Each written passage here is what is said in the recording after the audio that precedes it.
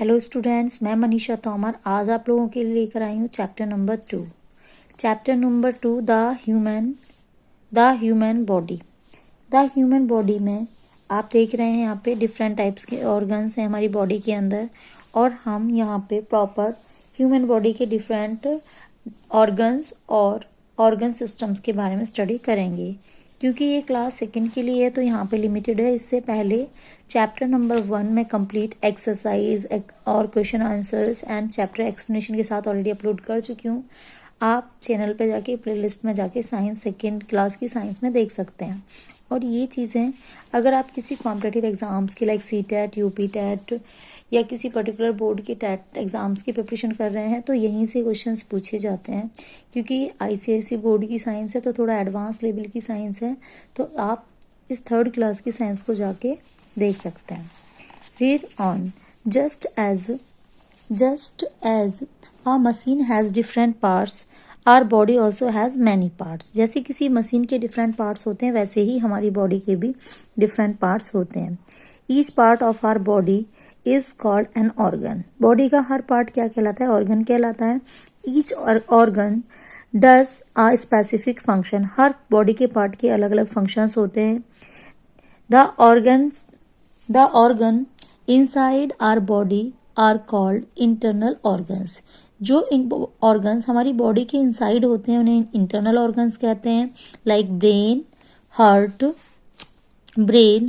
Lungs, stomach, ये कुछ internal organs हैं। ब्रेन हमारे हेड के अंदर होता है, हार्ट, लंग्स, स्टमक, ब्रेन। अब हम इनमें से 1 बाय 1 सभी इंटरनल ऑर्गन के बारे में स्टडी करेंगे।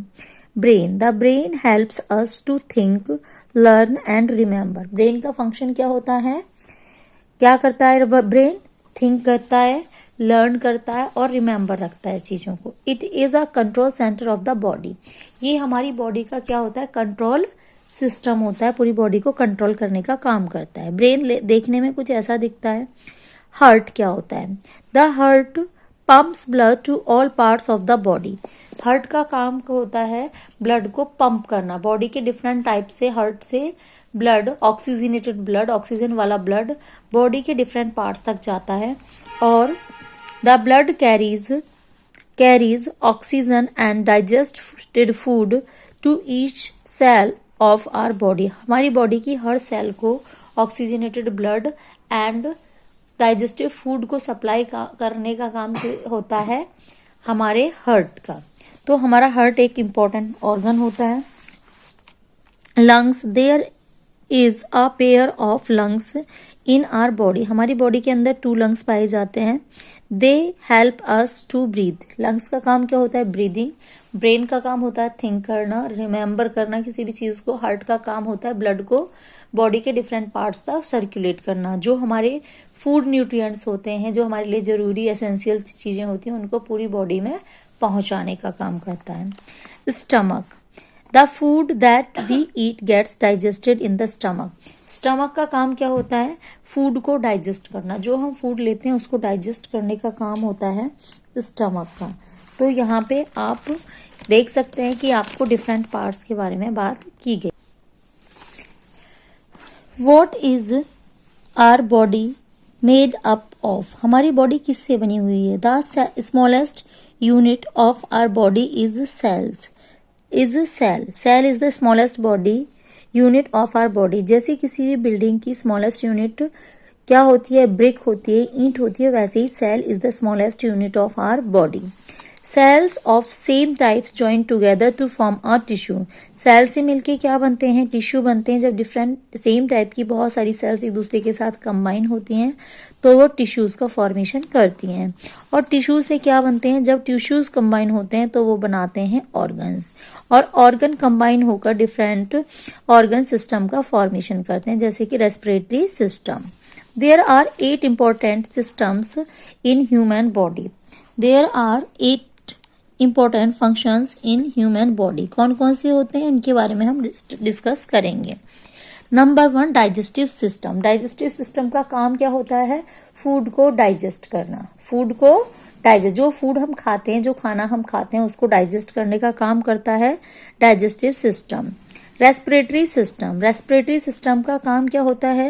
रेस्पिरेटरी सिस्टम का काम होता है सांस लेना, ब्रीदिंग करना। ऑक्सीजन को अंदर लेते हैं और कार्बन डाइऑक्साइड को बाहर निकालते हैं, एक्सहेल करते हैं। स्केलेटल सिस्टम, स्केलेटल सिस्टम कहलाता है जो हड्डियों का बना हुआ स्ट्रक्चर होता है, स्केलेटल सिस्टम कहते हैं, जो हमारी बॉडी को शेप प्रोवाइड करता है और स्मार्टनेस लाता है। मस्कुलर सिस्टम, मस्कुलर सिस्टम जो होता है वो मसल्स का बना हुआ सिस्टम होता है जो बॉडी में लोकोमोशन एंड मूवमेंट, घूमने फिरने को अलाउ करता है। Nervous system, nervous system neurons का बना हुआ होता है जो हमें सेंस के बारे में फील कराते हैं। सर्कुलेटरी सिस्टम, सर्कुलेटरी सिस्टम होता है जो ब्लड का सर्कुलेशन करता है different parts of the body, और डिफरेंट पार्ट से जो इम्प्योर ब्लड आता है होता है ये सर्कुलेटरी सिस्टम के थ्रू आता है। Then excretory system, excretory system का मतलब होता है बॉडी के अंदर जितने भी वेस्ट हैं, लाइक पसीने की फॉर्म में, स्वेट की फॉर्म में अलग निकल जाना बॉडी के बाहर, या जो हम यूरिन वगैरह करते हैं तो उसकी फॉर्म में हमारी बॉडी से जो वेस्ट निकलते हैं उसको बोलते हैं हम उस जिस सिस्टम का रोल होता है उसे कहते हैं excretory system. Reproductive system, reproductive system होता है जिसमें हमें नए न्यू वंस की मिलते हैं, नई न्यू काइंड्स ऑफ बेबीज मिलते हैं, लाइक ह्यूमन का बेबी ह्यूमन और प्लांट्स का डॉग का बेबी डॉग ही होता है। In this lesson you will learn only about respiratory system. इस चैप्टर में हम रेस्पिरेटरी सिस्टम के बारे में डिस्कस करेंगे in details. So let's discuss about the respiratory system. The organ that help us to breathe form our respiratory system. जो system हमें breathing में हेल्प करता है, सांस लेने में हेल्प करता है, उसे हम रेस्पिरेटरी सिस्टम कहते हैं। The organs of the respiratory system are nose, windpipe and lungs. The main organs क्या होते हैं? Nose, windpipes and lungs. जो नोज होती है उससे इनहेल करते हैं ऑक्सीजन को, विंड पाइप के थ्रू वो लंग्स में पहुंचती है और लंग्स पूरी बॉडी के लिए उसे पंप करते हैं। यहाँ पे ये डायग्राम देख रहे हैं आप, ये nose, then wind pipe and lungs. Lungs दो पेयर होता है जो हमने स्टार्टिंग में देखा। We take in air through our nose, air को इनहेल करते हैं अपनी नोज के through. The hairs present inside the nose, no inside जो डस्ट पार्टिकल्स को फिल्टर करते हैं, हेयर्स, स्मॉल हेयर्स पाए जाते हैं हमारी नोज के अंदर। The nose goes to the wind pipe, जो एयर आती है नोज के थ्रू फ्रॉम द नोज, वो विंड पाइप के थ्रू कहाँ जाती है? Goes to the lungs. And the air which we breathe in rich oxygen, ये ऑक्सीजन रिच होती है, ब्लड एब्जॉर्ब करता है ऑक्सीजन को from the lungs and bring back carbon dioxide. क्या होता है कि कार्बन डाइऑक्साइड को ऑक्सीजनेटेड ब्लड आता है, लेकिन जब वो पूरी बॉडी के डिफरेंट पार्ट्स तक जाता है तो बॉडी के अंदर क्या होता है? ऑक्सीजन क्या करती है? उस फूड को, जो फूड मटेरियल्स होते हैं उनका ऑक्सीजन की प्रेजेंस में कंबशन होता है, और कंबशन होने के बाद वो कार्बन डाइऑक्साइड में चेंज हो जाती है, उससे हमें कार्बन डाइऑक्साइड मिलती है। ये कार्बन डाइऑक्साइड प्लस एनर्जी मिलती है, और ये कार्बन डाइऑक्साइड वापस से आती है हमारे लंग्स के अंदर, और लंग्स के अंदर आने पर ये वापस हमारी बॉडी से बाहर आउटहेल हो जाती है। इस प्रोसेस को हम बोलते हैं ब्रीदिंग। इस पूरी प्रोसेस को हम बोलते हैं ब्रीदिंग। अब हम बात करते हैं कि एक्सहेल्ड एयर क्या है। द फ्लो चार्ट हम यहाँ देखेंगे। इस फ्लो चार्ट से बहुत ही क्लियरली हमें समझाया है। इनहेल हो रहा है लंग नोज से, वो लंग्स में जा रहा है, ये एयर लंग्स से ब्लड में जा रही है, ब्लड से हार्ट में जा रही है, हार्ट से वापस से बॉडी के डिफरेंट पार्ट्स तक पहुंचेगी, जहां से वो ब्लड में मिक्स होकर हार्ट में वापस से आएगी, और हार्ट से फिर लंग्स में, और यही प्रोसीजर कंटिन्यूअस चलती रहती है। इनहेल होता है नोज से और एक्सहेल होता है फ्रॉम द लंग्स। तो ये पूरी प्रोसीजर होती है ब्रीदिंग की इन ह्यूमन बीइंग।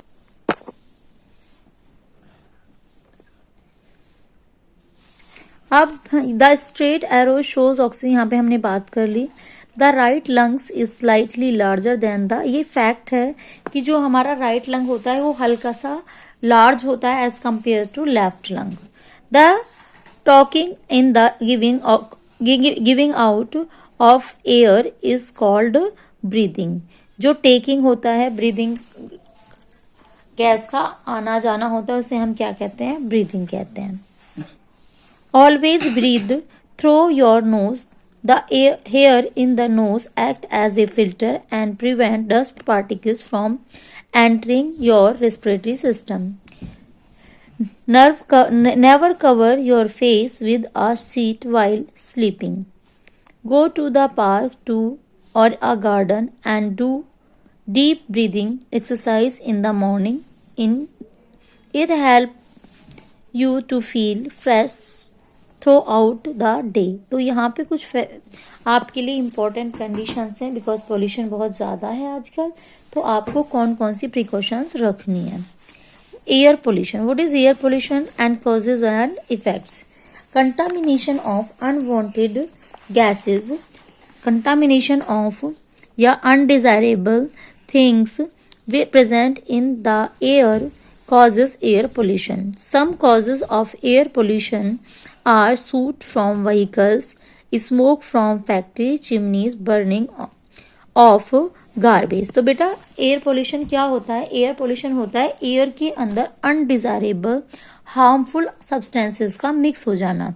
लाइक जितने भी व्हीकल्स होते हैं उनसे धुआं निकलता है, या फैक्ट्रीज से धुआं निकलता है, चिमनी से, या आप गार्बेज का बर्न कर रहे हैं, वुड बर्न कर रहे हैं, पॉलीथीन बर्न कर रहे हैं, तो इन सब से जो स्मोक निकलता है दैट कंटेन्स हार्मफुल केमिकल्स, और वही केमिकल क्या करते हैं, एयर पोल्यूशन करते हैं। तो यहाँ पे इंडस्ट्री से जितना निकल रहा है एयर पोल्यूशन के लिए रेस्पॉन्सिबल है, बर्निंग हो रही है, ये चिमनी से धुआं निकल रहा है। Breathing in polluted air is unhealthy, it can cause disease like asthma. Air pollution से कौन कौन सी बीमारियां हो सकती हैं बच्चे ध्यान रखेंगे, asthma, bronchitis, asthma, bronchitis. We should make effort to make the air around us fresh and clean. हमें क्या करना चाहिए कि अपने आसपास एयर को क्लीन करने के लिए कोशिश करनी चाहिए, एफर्ट्स करने चाहिए। यहाँ पे कुछ इंपॉर्टेंट पॉइंट्स चैप्टर की समरी है जिसको क्यों रिकॉल करेंगे आप। Each part of our body is called organ, it performs a special function. Cells are the smallest unit of our body. Cells of the same types join together to form tissues. An organ is made up of different tissues, different organs that carry out a particular function of the body form an organ system. There are 8 important systems in our body. Each system has its own functions. The parts of the human respiratory system are nose, windpipe, and lungs. Breathing in unclean or polluted air can cause diseases like asthma, bronchitis, etc. यहाँ आप chapter में कुछ word meaning दे रखे हैं, like cell, the smallest unit of our body is called cell. Tissue, cells of the same type join together to form tissues. Organ, different tissues combine होकर organ बनाते हैं, और ऑर्गन कंबाइन होकर organ system बनाते हैं। Internal organs present inside the body, और breathing, taking and giving out of the air. Now we will do exercise. यहाँ पे सबसे पहले tick the correct. The smallest unit of our body is cell. हमारी body की सबसे छोटी इकाई क्या होती है, स्मॉलेस्ट यूनिट क्या होती है, cell. Cell is the smallest unit of our body. हमारी बॉडी की सबसे स्मॉलेस्ट यूनिट क्या होती है, cell. Food is digested in the stomach. Food कहाँ डाइजेस्ट होता है, स्टमक के अंदर। हमारे स्टमक के अंदर फूड डाइजेस्ट होता है। The control centre of the body, the control centre of the body is called brain. Brain हमारी बॉडी का क्या कहलाता है, कंट्रोल सिस्टम कहलाता है। यहाँ पे हम फिल इन द ब्लैंक्स करेंगे। Cells of the same type join together to form tissues. तो क्या आएगा यहाँ पे, tissues. Okay. An is made up of different tissues. N is made of different tissues. So an organ is made up of different tissues. The air we breathe in is called the air we breathe in is called inhale या inhale. और इसमें inhale में हम कौन सी gas लेते हैं? Oxygen gas, oxygen gas. Breathing polluted air can cause like disease like asthma